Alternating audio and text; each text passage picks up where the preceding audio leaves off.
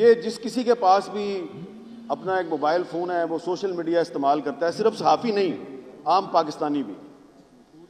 تو یہ جو نیا قانون ہے، اس قانون کے تحت انہوں نے ایک نئی ریگولیٹری اتھارٹی بنائی ہے۔ تو آپ کے پاس اگر آپ ٹویٹر پہ ہیں، یا آپ یوٹیوب استعمال کرتے ہیں، یا آپ انسٹاگرام استعمال کرتے ہیں، یا آپ فیس بک استعمال کرتے ہیں، تو آپ کو اس اتھارٹی کے پاس جا کے اپنی رجسٹریشن کروانی ہے، اور اس کے بعد جب آپ رجسٹریشن کروائیں گے تو اس کے بعد ہی آپ اس کو استعمال کر سکتے ہیں، ادروائز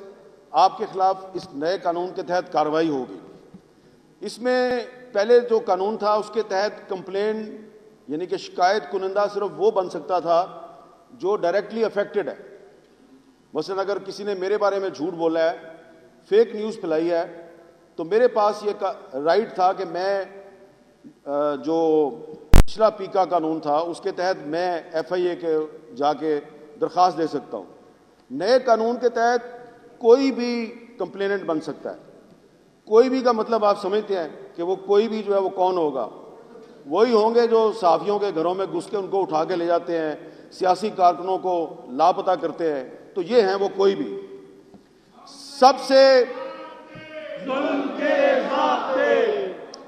سے زیادہ جو اس میں تشویشناک بات ہے کہ مارشل لاء میں فوجی عدالتیں بنتی ہیں۔ اس قانون کے تحت یہ خصوصی عدالتیں بنائیں گے جن کو انہوں نے ٹریبیونلز کا نام دیا۔ ان ٹریبیونلز میں جن ججوں کو اپوائنٹ کیا جائے گا وہ ججز سپیریئر جوڈیشری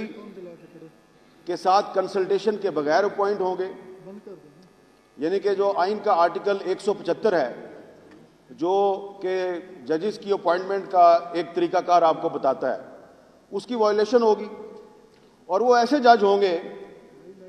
کہ حکومت اگر ان سے غیر مطمئن ہے، فیڈرل گورنمنٹ،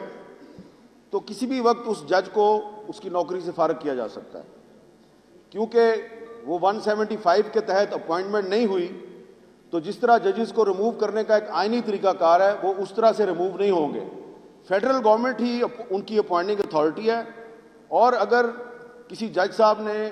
حکومت کی مرضی کا فیصلہ نہیں دیا تو حکومت اس کو فارغ کر دے گی۔ تو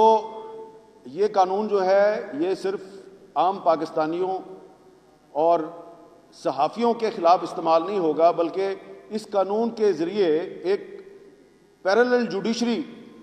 قائم کر دی گئی ہے، اسپیشل کورٹس جن کو انہوں نے ٹریبیونلز کا نام دیا ہے۔ تو اب اس قانون کو مختلف ہائی کورٹس میں بھی چیلنج کیا گیا ہے، ایک درخواست سپریم کورٹ میں بھی ہے، لیکن لگتا یہ ہے کہ عدالت سے شاید ہمیں انصاف نہ ملے۔ تو اگر عدالت سے انصاف ملنے کی ہمیں امید بہت کم ہے، تو اس لیے پھر ہم جو ہے وہ پبلک فورمز پہ جا کے اس قانون کی مذمت کر رہے ہیں، اور ہم چاہتے ہیں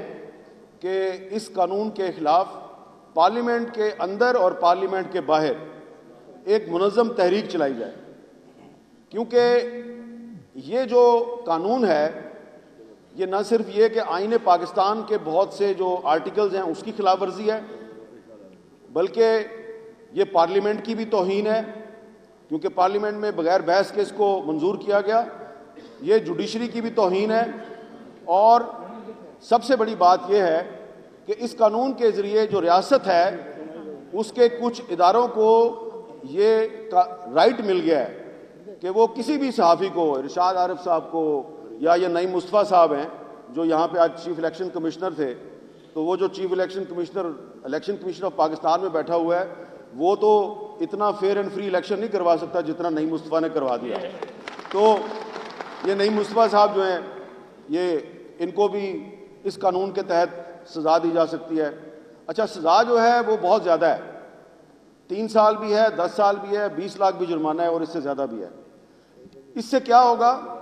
کہ یہ ذرا آخر میں ایک بہت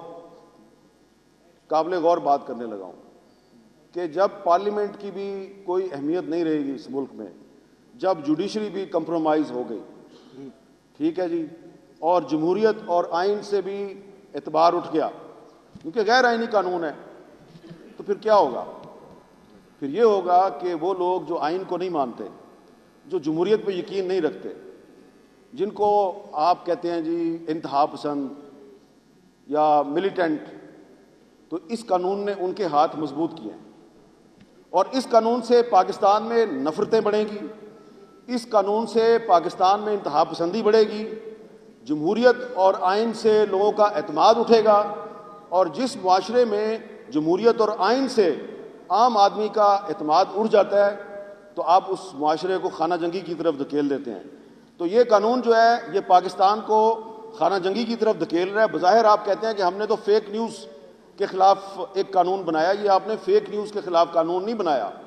یہ آپ نے پاکستان کے آزاد صحافیوں اور اپوزیشن کے خلاف قانون بنایا ہے۔ آپ کا ٹارگٹ اپوزیشن کی ایک پارٹی یا دو تین پارٹیاں ہو سکتی ہیں، لیکن اس چکر میں آپ نے پورے پاکستان کو ٹارگٹ بنا لیا۔ تو اس لیے یہ قانون اور اسلامک ریپبلک آف پاکستان کیناٹ کو ایگزسٹ، یہ ساتھ ساتھ نہیں چل سکتے۔ یا تو آپ کو یہ قانون واپس لینا ہوگا یا پھر آپ کے خلاف کھلی جنگ ہوگی۔